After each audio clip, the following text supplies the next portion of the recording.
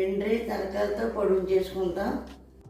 ఈ విధంగా క్లీన్ చేసుకోవాలి ఎండ్రి తలకాయలు. ఇప్పుడు జీలకర్ర వేసుకోవాలి, కరివేపాకు వేసుకోవాలి, తర్వాత మిరపకాయలు వేసుకోవాలి, తలకాయలు వేసుకోవాలి.